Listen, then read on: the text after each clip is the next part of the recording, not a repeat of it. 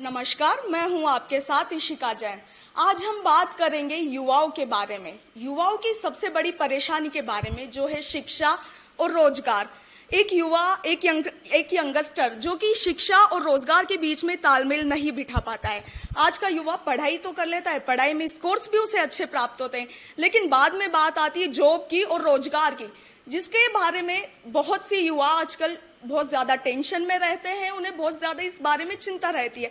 ऐसा इसलिए क्योंकि युवा जैसी जॉब चाहते हैं वैसी या तो उन्हें मिलती नहीं है, या फिर जो उन्हें मिलती है उससे वे संतुष्ट नहीं हो पाते हैं, और इससे युवा हो जाता है थोड़ा डिप्रेस्ड। तो आज हम इन्हीं बारे में बात करेंगे। और दूसरा जो हमारा मुद्दा है वो है पब्लिक स्पीकिंग का। अगर हम बात करें एक युवा जो कि अपने 4 दोस्तों के साथ बैठा है, वो उनके साथ तो अच्छे से बात करेगा, लेकिन वहीं अगर कोई 5वां, 6वां या 7वां व्यक्ति होता है तो उनके सामने वह अपनी बात कहने से घबरा जाता है, या अपनी बात को या अपने पॉइंट को खुलकर नहीं रख पाता। तो आज हम इन्हीं पॉइंट्स पर डिस्कस करेंगे, और उसके लिए हमारे साथ कुछ एक्सपर्ट्स मौजूद है। तो आज हम उन्हीं से उनकी राय इस बारे में जानेंगे। तो प्रणव, आप हमें बताएं कि जॉब्स की अगर हम बात करें, जो बच्चे पढ़ भी गए, स्कोर भी उनके पास अच्छे हैं, लेकिन बाद में जॉब में जाकर उन्हें दिक्कत आती है, तो इस बारे में क्या कहेंगे आप? तो centre for monitoring Indian economy के हिसाब से करीब 5 करोड़ 30 लाख भारतीय बेरोजगारी से जूझ रहे थे दिसंबर 2021 तक।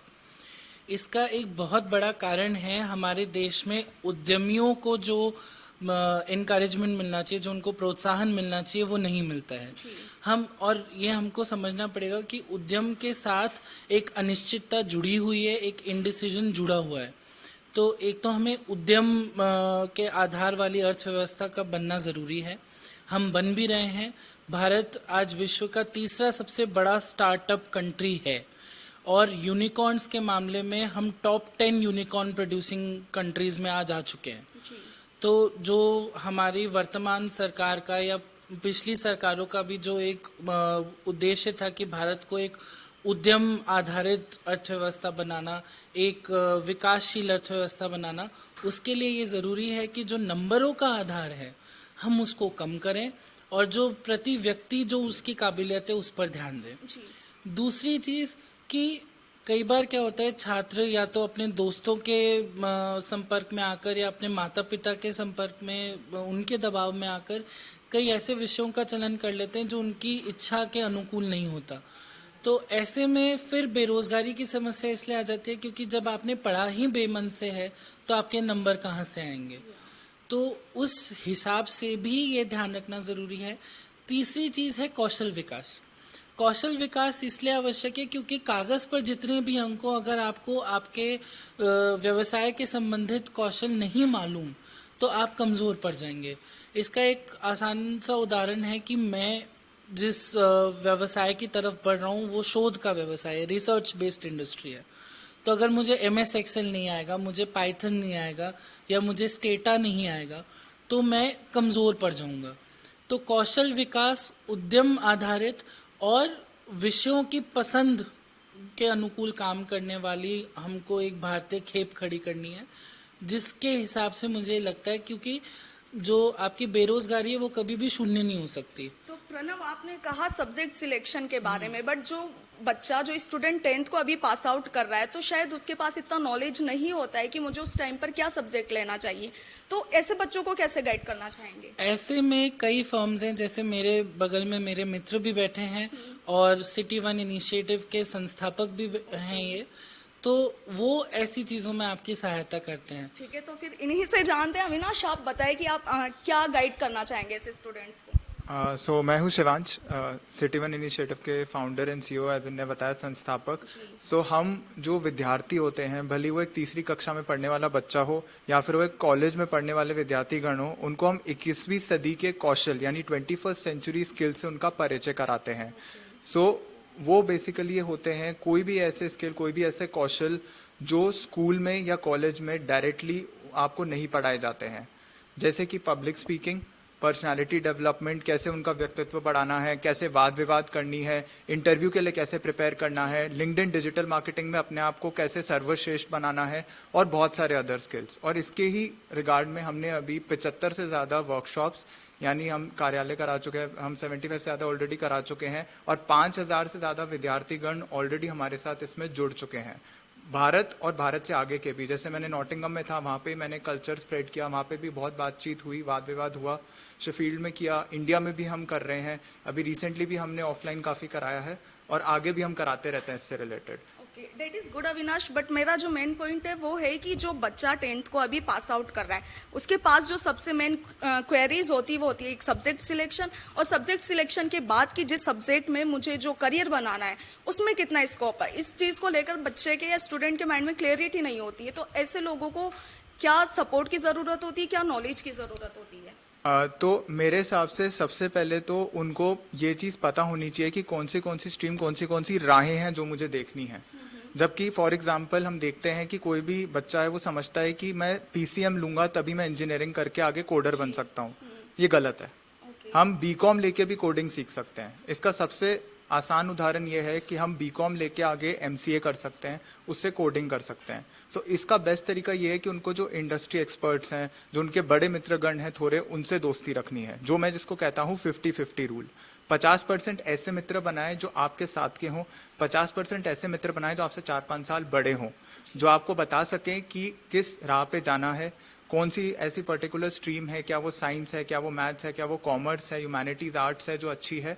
और कुछ ऐसे मित्र थोड़े बहुत और रखें जो ऑलरेडी प्रोफेशन में कदम रख चुके हैं, जो आपको रियलिटी बता पाएं, जो आपको ये बता पाएं कि असलीगत में कैसी ये चीज़ें दिखती हैं।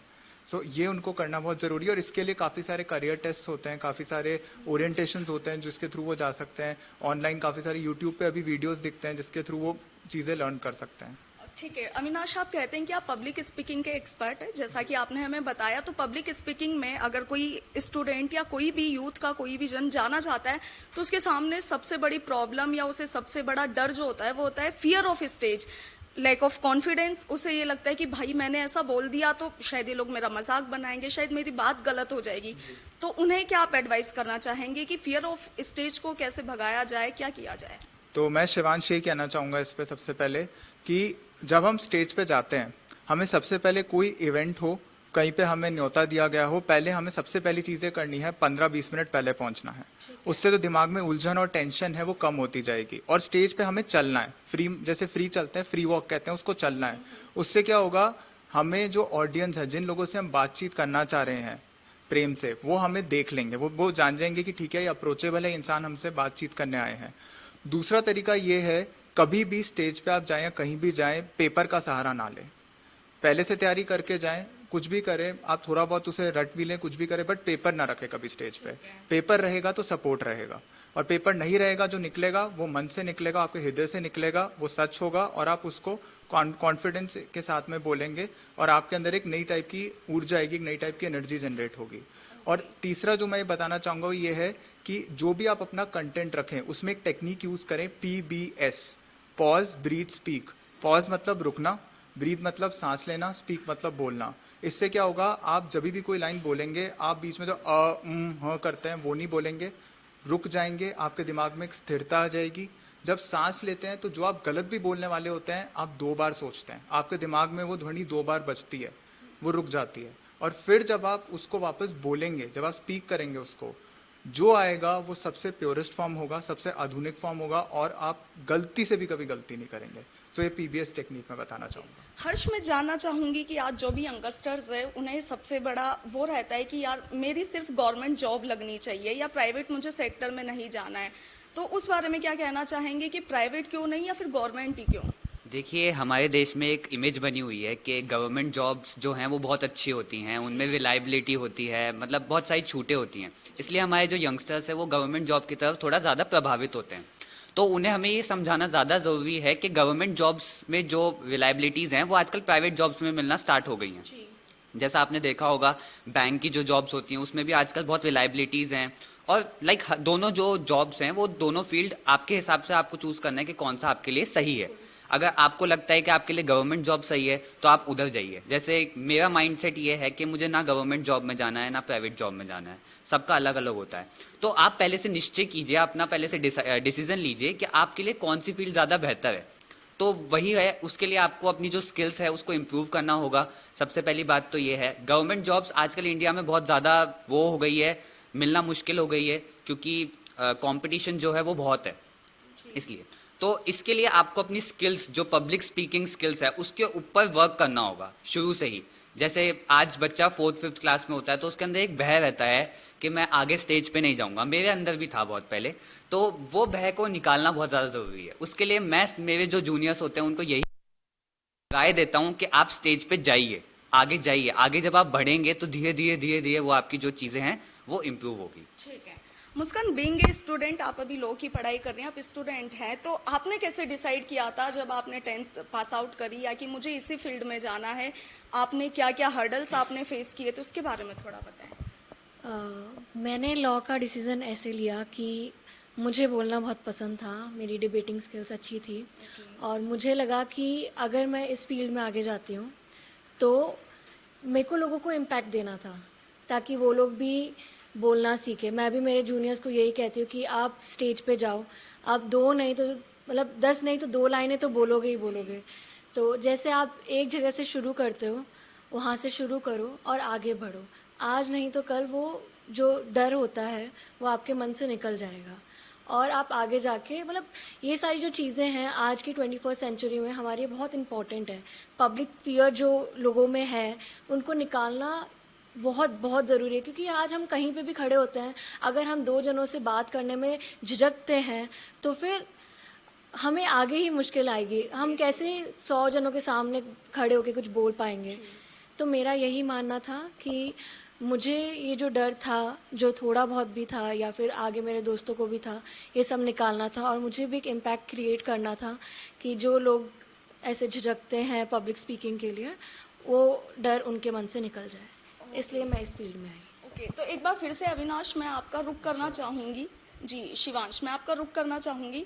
मैं जानना चाहूँगी कि ठीक है, मैंने पढ़ाई भी कर ली, मैंने इस कोर्स भी अच्छे ले लिए, उसके बाद में बात आती है जॉब की, तो उसके लिए रिसर्च कैसे करें, अपने बेस को मजबूत कैसे बनाएं? शुक्रिया इस प्रश्न के लिए, क्योंकि ये आपका नहीं, ये करीबन 80% विद्यार्थियों का प्रश्न होता है भारत में। तो सबसे पहला, जब हम किसी कंपनी के बारे में रिसर्च करते हैं, बहुत सारी वेबसाइट्स होती है, इंडीड, naukri.com और लिंक्डइन। तो लिंक्डइन की मैंने एक्सपर्टीज भी कर रखी है, मैं मास्टरी भी करवाता हूँ लोगों को, तो उसके लिए मैं बताना चाहूँगा सबसे पहले। तो सबसे पहली चीज़ ये होती है कि कोई भी कंपनी के लिए हमें सबसे पहले उसकी वेबसाइट को ध्यान से देखना है कभी भी हम जाते हैं। और वेबसाइट पे हमें क्या देखना है, एक तो उनके मैनेजमेंट में कौन है और कंपनी करती क्या है, और जिस पर्टिकुलर फील्ड में यानी जिस पर्टिकुलर दिशा में हम जाना चाह रहे हैं, भले वो मार्केटिंग हो, भले वो उसके अंदर प्रोडक्ट मैनेजमेंट हो, भले वो इंजीनियरिंग हो, तो वो उस पर्टिकुलर एरिया के बारे में हमें कंप्लीट जॉब डिस्क्रिप्शन, जिसको हम कहते हैं नौकरी के बारे में क्या क्या होगा, कैसे होगा, कौन हमारे हेड होंगे, वो हमें वेबसाइट से पता चल जाएगा। तो पहला हो गया वेबसाइट की पूरी स्टडी, उसके बाद और जॉब डिस्क्रिप्शन की। उसके बाद जब आप लिंक्डइन पे जाएंगे, मैं आपको 4-5 इंपॉर्टेंट पॉइंटर्स बताना चाहूंगा जो आपको जॉब मिलना चुटकियों में आसान कर सकते हैं। सबसे पहले होता है कि आप जब एक लिंक्डइन की प्रोफाइल बनाएं, अपनी कवर फोटो और प्रोफाइल फोटो वो आवश्यक है लगानी और फॉर्मल होनी चाहिए। फॉर्मल मतलब ऐसे नहीं कि आप नॉर्मल सी कोई टी शर्ट में बैठे हैं, आपको proper tie, coat, pant at least या शर्ट के साथ लगानी है, बैकग्राउंड क्लियर होना चाहिए। सिमिलरली कवर फोटो में आपके जो एम्बिशंस हैं, आपके जो आगे जाके गोल्स हैं, उसके बारे में आपको कवर फोटो के थ्रू एक्सप्रेस होना चाहिए, या फिर आप क्या पर्टिकुलर पोर्टफोलियो या किस टाइप की नौकरी चाहते हैं। उसके बाद जो भी आपके वर्क एक्सपीरियंसेस है, जहां जहां भी आपने पहले काम किया, जिन जिन कंपनियों में, उधर का आपको पूरा एक लिस्टिंग देनी है प्रॉपर, और रिकमेंडेशंस लेना और इंडोर्समेंट्स लेना बहुत बहुत ज़्यादा महत्वपूर्ण है, बहुत बहुत ज़्यादा इंपॉर्टेंट है, क्योंकि वो एक पर्टिकुलर कंपनी को या रिक्रूटर को ये दिखाते हैं कि आप कितने केपेबल हैं, आप में कितना दम है वो जॉब पाने के लिए। और लास्टली जब भी आप लिंक्डइन करते हैं, 2 छोटी टिप्स जो लोग ध्यान नहीं देते हैं बट बहुत ज़्यादा महत्वपूर्ण है। एक, अपना URL हमेशा कस्टमाइज रखें, आगे के जो नंबर्स हैं वो हटा दें, उसको हमेशा कस्टमाइज रखें। और उसके अलावा अपनी हेडलाइन को हमेशा वैसा रखें जैसे आप लोगों को दिखाना चाहते हैं। फॉर एग्जाम्पल, अगर मैं अपना बताऊं तो मैंने एक एंटरप्रेन्योर की तरह देखता हूं, तो मैं लिखूंगा soft skills trainer, contemporary skills training और फाउंडर सिटी 1। सिमिलरली अगर मैं जॉब ढूंढ रहा हूं तो मैं लिखूंगा लुकिंग फॉर जॉब अपॉर्चुनिटीज, यानी मैं देखना चाह रहा हूं नौकरियां डिजिटल मार्केटिंग में और कोडिंग में। तो उसी तरीके से मेरी हेडलाइन से क्लियर हो जाना चाहिए और मेरी प्रोफाइल से कि मैं कोई डील करना चाह रहा हूं, मैं क्लाइंट के पास जाना चाह रहा हूं, या मैं कोई नौकरी ढूंढने की तलाश में हूं।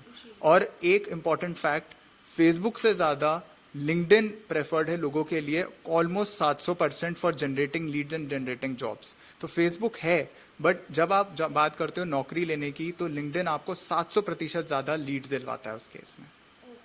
प्रणव, मैं जानना चाहूँगी जो स्टूडेंट्स है वो जब जॉब के लिए इंटरव्यू क्रैक करने के लिए जाते हैं तो बात आती है पर्सनैलिटी की। अब देश में कई लोग ऐसे, कई बच्चे ऐसे हैं जो पर्सनैलिटी को इस बिहाफ पर देखते हैं कि सामने वाला खूबसूरत होना चाहिए तभी उसे इस फील्ड में ये जॉब मिल सकती है। तो पर्सनैलिटी डेवलपमेंट पर आप क्या कहेंगे? अगर ऐसा होता तो श्री अमिताभ बच्चन पद्म विभूषण और दादा साहेब फाल्के अवार्ड से सम्मानित ना होते, क्योंकि उनको पहली फिल्मों से यही कहकर निकाला गया था कि आप बहुत लंबे और आप बहुत पतले हैं। तो खूबसूरती के पैमाने सबके अलग होते हैं, प्रतिभा आपके व्यक्तित्व से झलकती है और उसमें सबसे जो महत्वपूर्ण बात है वो ये कि आपको खुद में विश्वास होना चाहिए। कि इसका बहुत छोटा सा उदाहरण ये है कि मैं 5 वर्ष का था तब जब पहली बार मैं राष्ट्रपति भवन की ओर से गुजरा, तब से मेरे मन में ये विश्वास था कि एक दिन मैं इस भवन में एक महत्वपूर्ण व्यक्ति की तरह प्रवेश करूंगा।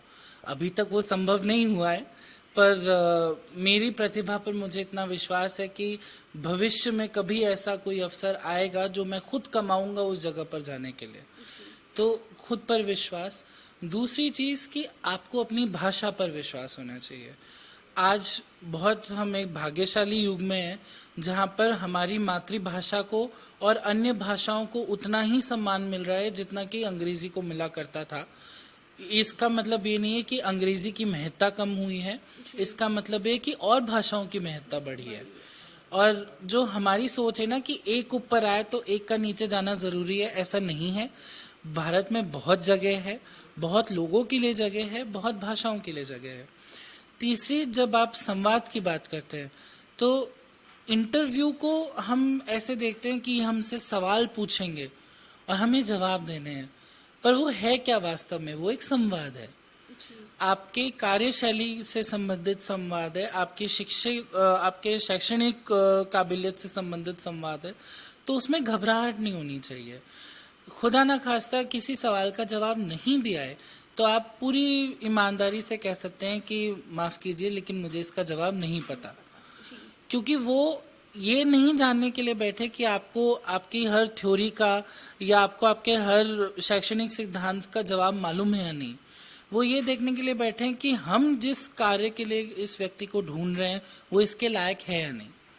और आखिरी चीज़ मैं यही कहूँगा, PBS फॉर्मूला जो इन्होंने बताया था उसको ध्यान में रखते हुए, और एक चीज़ और ध्यान में रखते हुए कि आप अपना होमवर्क अच्छे से करके जाए। जो आपका शोध है कि भाई ये कंपनी क्या है, इसके जो उद्देश्य हैं वो क्या है, क्या वो मेरे उद्देश्य से मिलते जुलते हैं, यदि वो मेरे उद्देश्य से मिलते जुलते हैं तो क्यों, मेरी किसी चीज़ पे संबंधित कोई सोच है तो उस सोच के पीछे कारण क्या है। ये चीज़ें अगर आप ध्यान में रखेंगे और अगर आप इंटरव्यू को एक संवाद के रूप में देखेंगे तो मैं ये कह सकता हूँ कि आपको डर कभी नहीं लगेगा और एक हार से कभी नहीं डरना चाहिए। निराशा होती है पर ना मिलना भी एक हिस्सा है आपकी जर्नी का, क्योंकि आपको अगर पहली बारी में ही सफलता मिल जाएगी तो बहुत अच्छी बात है, ना मिले तो भी अच्छी बात है, क्योंकि उससे आपको ये सीख मिलेगी कि मुझे अगली बार क्या नहीं करना या क्या करना है। तो never be scared of rejections, ना से मत डरिए। जी धन्यवाद। तो ये थे हमारे साथ कुछ यंगस्टर्स जिन्होंने हमें कुछ एक्सपर्ट टिप्स बताए। इनका कहना है कि जिंदगी में हार और जीत जिंदगी का अहम हिस्सा है, उनसे कभी ना डरे, अपनी हार को अपनी मजबूती बनाए और अपने लक्ष्य की ओर अग्रसर रहे। आज के लिए इतना ही। एक बार फिर मिलेंगे नए विषय के साथ, नए मुद्दे के साथ। देखते रहिए द फैक्ट इंडिया। नमस्कार।